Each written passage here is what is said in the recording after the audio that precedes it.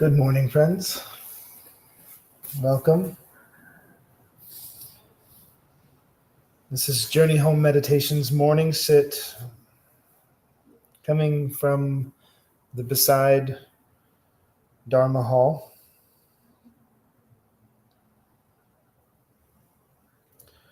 We're trying out some new technologies today, so we'll see how that plays out for us. We're going to do some breath work, some contemplation. Got a really good poem to read today, and we'll get into some meditation. So thanks for being here today, and I'm Michael, and I'm happy to be here.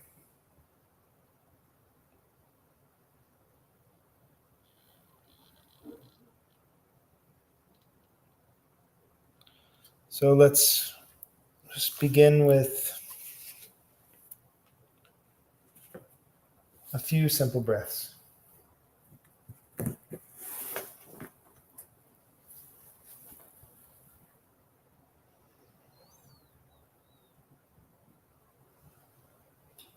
Anytime we're about to engage with something, I think it's good to pause just for the moment. And these 3 breaths are a very rich way to do that. Because with the 3 breaths, we can move through 3 different steps of a threshold. We can, 1, recognize where we are. 2, recognize what it is we're carrying with us. And then on the 3rd breath, we can let it go. That's going to help us to arrive. That's how we show up. And without the 3 breaths, you can show up just the same. But I think about all the times that I showed up without knowing what I was carrying and was unaware of what I was bringing into the relationship. So let's have 3 breaths together. Breathing in. Notice where you are.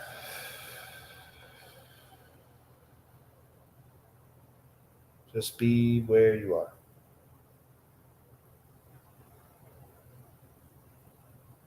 And breathing in. What are you carrying with you this morning? Breathing out. And breathing in. I'm letting go of anything that doesn't serve this moment.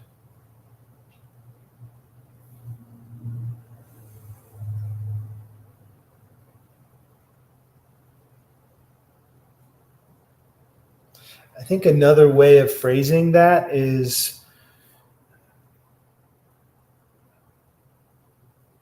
I'm asking, what does love require of me right now? That's another way of saying I want to be able to serve this moment. It's all looking at different ways that we can arrive into love. I think that it probably wouldn't be too presumptuous to say that most of us would like to live in this life with love being present. Some of us have a difficult time with that word. Some of us have a difficult time with the concept. And some of us have a difficult time receiving and experiencing what the feeling is.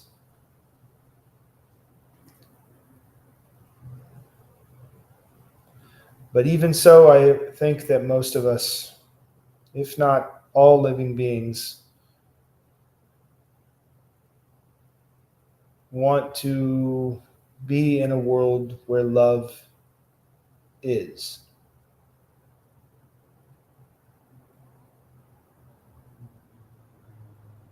And I was thinking about this after yesterday's meditation on death from the beginning, this notion that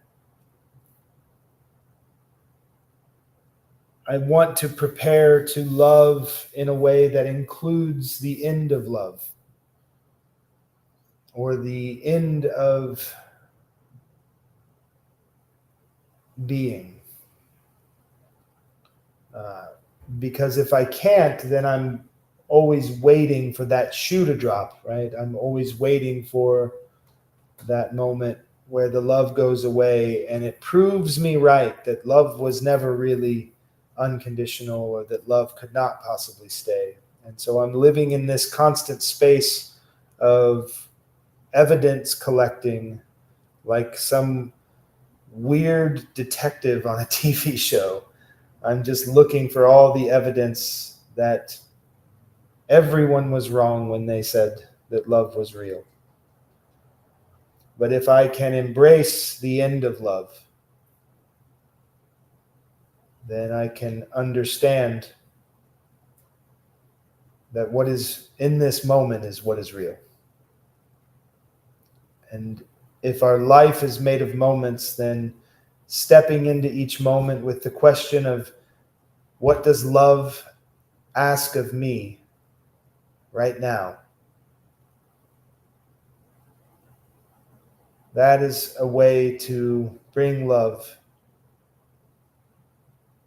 into our entire lives, moment by moment. But I think that we use that word a lot and don't exactly always know what it means or how we can achieve that, because we can convince ourselves that love doesn't include questioning or doubt or confusion or anger or hurt. Love does not include wandering thoughts and distractions and forgetting important dates or not doing the dishes. And love cannot include the way that our mind wanders away from what is in front of us.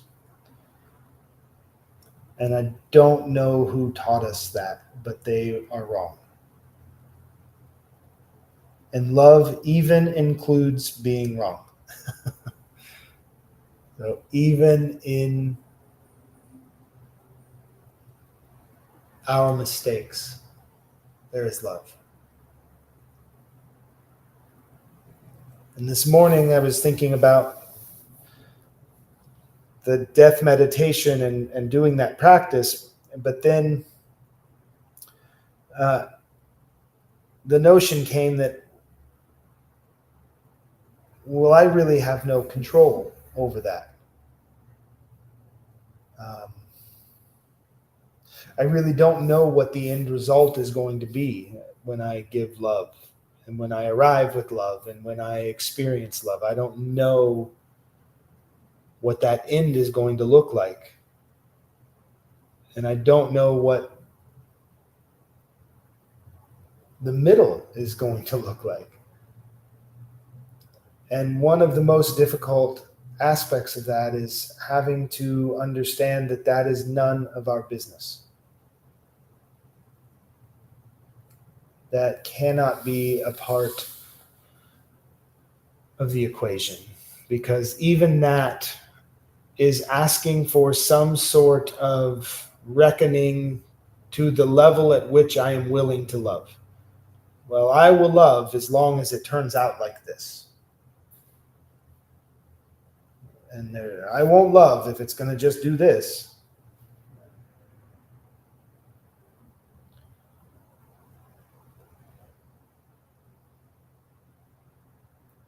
But inevitably,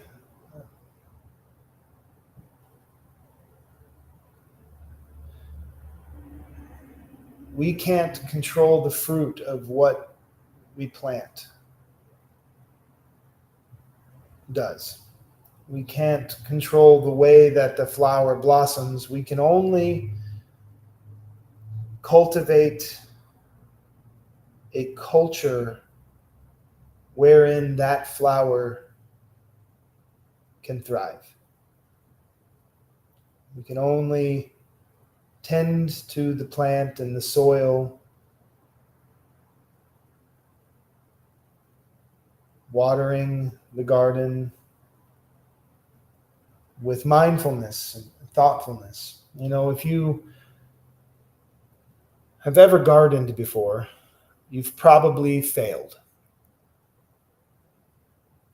because that is what we do when we garden. There are some things that we do that help the garden produce and is wonderful, and we are there each day and we experience the migration of the butterflies coming through, and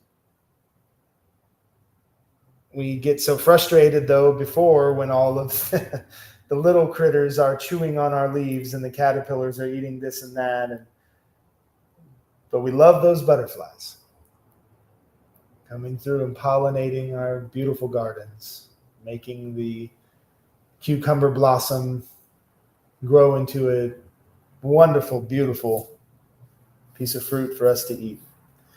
But chances are there's been one or two mistakes that you've made gardening or keeping a house plant.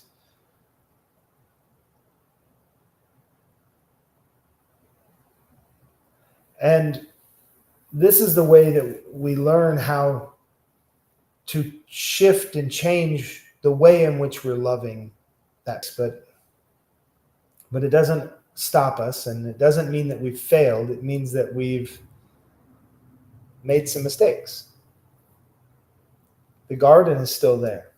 We can still continue to work that garden, but it's through learning the boundaries of how we love that we understand the parameters for what can thrive. But even if we are perfect in all of those boundaries, we still have no control over the way in which that's going to bloom.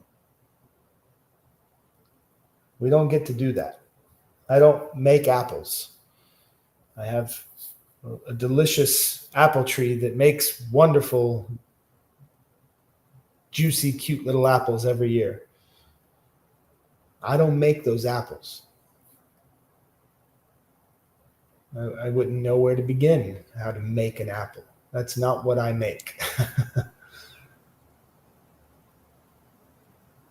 But if I pay attention and I prune away some of the dead limbs, and I provide the ways in which that tree needs to get the sun that it needs and the water that it needs, and I am careful to not dig too close to the tree so I don't disrupt the roots, and I do all of these things, then that tree will either produce a lot of apples or not. I don't know what the secret is, but it's not up to me. When we plant love, we can only be there to give what we have to give. And when we receive,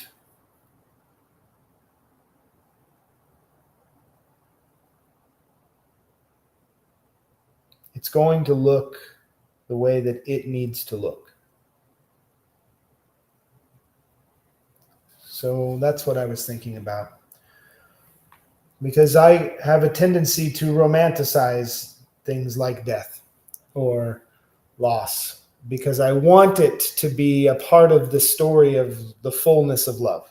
I so badly want it to be this, oh, it's all okay, it's all fine. Like the end is just as beautiful as the beginning. And I know it can be true in a lot of ways. And I also know that I have a tendency to want to avoid suffering. And I have to be aware of that. And part of that is just accepting that I don't know. Uh, I don't know what it's going to do. In the Gita, it says that Krishna is talking to Arjuna, and Arjuna is, Krishna's best friend. And there's a war. There's a war taking place, a battle. And there's a battlefield, and Arjuna is trying to get out of it. He's saying, I don't want to do this. And Krishna is trying to explain to Arjuna, in this situation, in this instance, uh, you are in this battle, and you have to do what's in front of you. And Arjuna's like, yeah, but what about this and what about that? And Krishna says, listen, all you have to do is what you are meant to do. Whatever the fruits are, that is mine. That is mine.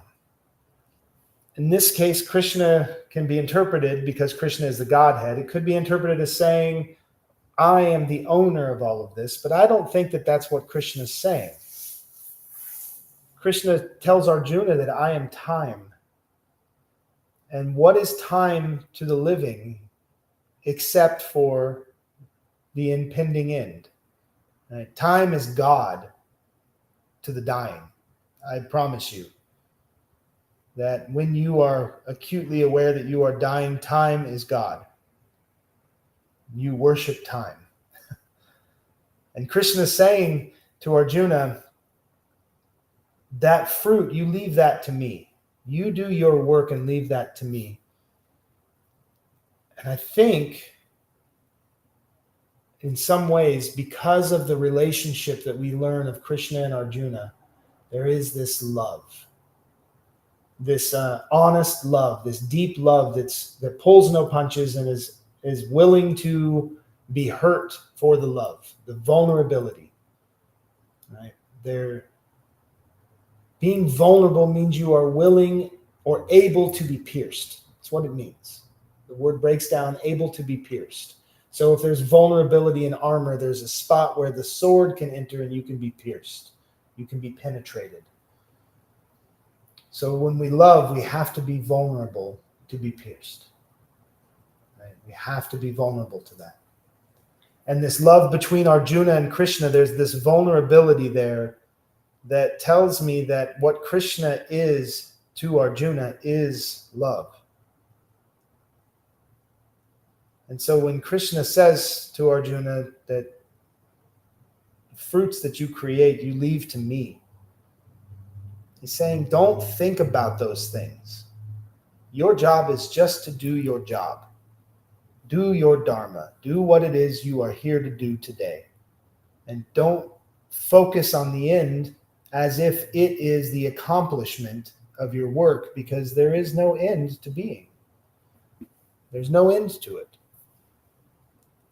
So when we focus on the death meditation, it sounds like a contradiction to say that there is no end. But when we are just a series of moments and our job is to bring love into the moment, then we can't be too concerned about the outcrop of that.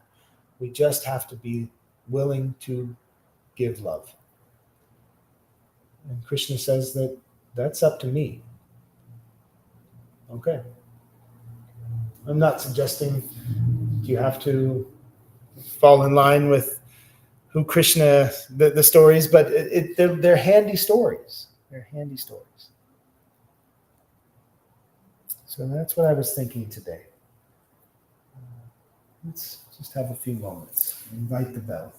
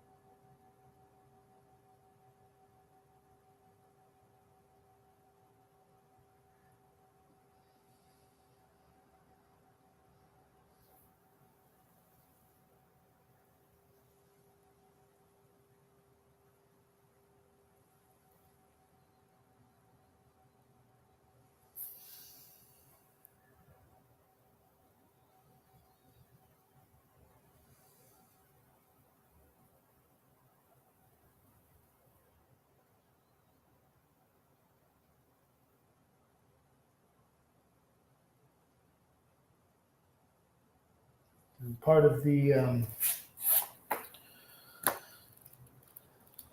metaphor of the garden and the planting, I think it's an easy metaphor to understand how we can participate in the creation of something beautiful, but we are not the sole driver of that vehicle of beauty, right? And Wendell Berry is a poet that I share pretty often on the morning sits, because I think Wendell Berry, as a farmer, has touched into this aspect of humanness and being that is really tender around understanding his place in what it is to farm, what it is to be a part of the land that he lives. And this poem came up this morning for me, and it just kind of weaves in yesterday and my thoughts this morning really nicely. So maybe it will weave in some thoughts for you. This is enriching the earth. To enrich the earth, I have sowed clover and grass to grow and die. I have plowed in the seeds of winter grains and of various legumes, their growth to be plowed in to enrich the earth.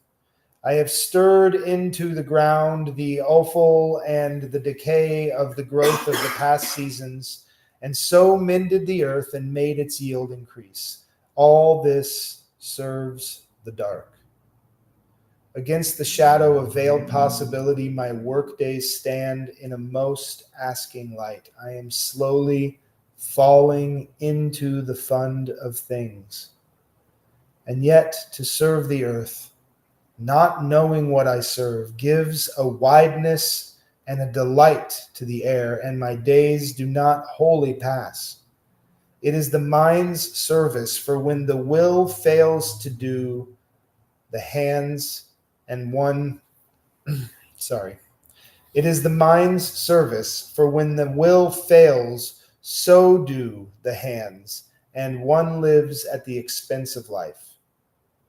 After death, willing or not, the body serves, entering the earth. And so what was heaviest and most mute is at last raised up into song.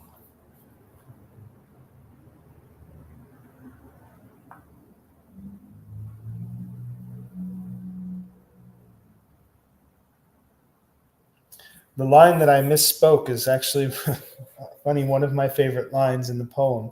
It is the mind's service, for when the will fails, so do the hands, and one lives at the expense of life.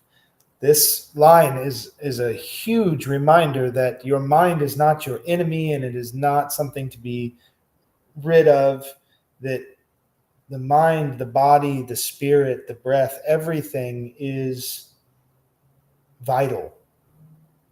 It's vital. So the way that I love today is because of the growing and dying of the nutrient-rich lives that have fed that. The loves that I've had, that I experienced, that I lost, inform the way that I love. And every bit of love that I have learned comes into every bit of love that I will have. There is no love I will ever have that does not include every single person that's ever loved me. So the mind is a part of that process. Right? Every single thing I do with my body, my mind is integral to it as well. Everything I do with my mind, my spirit is integral to it as well. So remember, when we love, to show up complete is to offer that gift.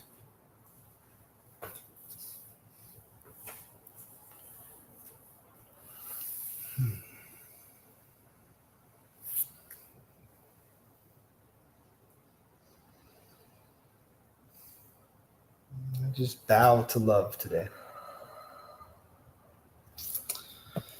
So I am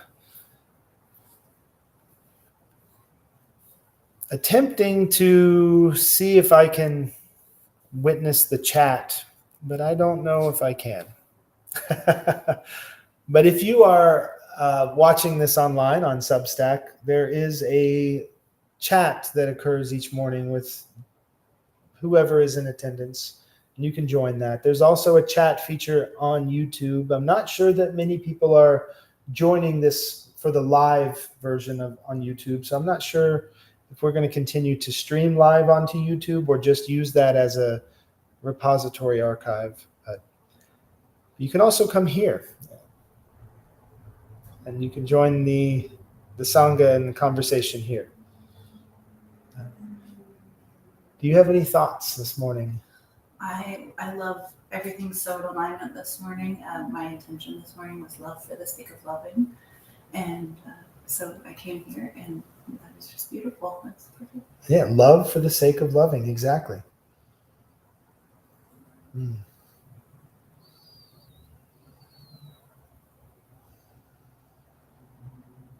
know, it's funny. It stands out particularly to us when things like that occur. Oh, I was just thinking about this, and then I read this poem, and there it is, and then I talked to this person, and they talked about this, and then I remember, like, oh, it's kind of always like that. When I wake up and my thoughts that I grasp onto are about how crap the world is, or how terrible Trump is, or, you know, all this stuff, then everywhere I go, I receive those messages. And this is why it's so important, so vital that we learn to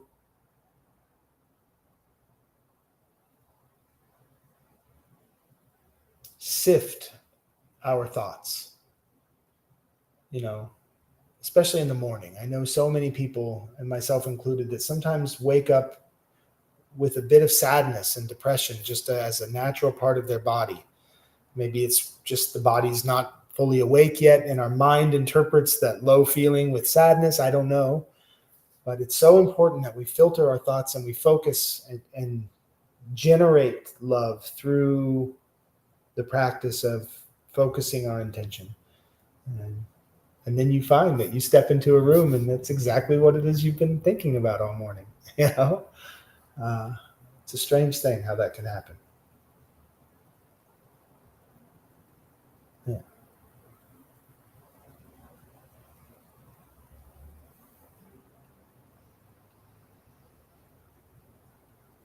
Well, thanks for coming in today. Thank you for joining. I think the camera's over here. If anybody who is wanting to attend these in person happens to have some technological capabilities, reach out to me, because I don't, and I'm learning these things, but we're figuring it out. Every morning, we're going to attempt to be here in person at Beside Monday through Friday. The doors open at 8 and the meditation begins at 8:30. So come on down, and then we'll have tea afterwards. It's good to be here.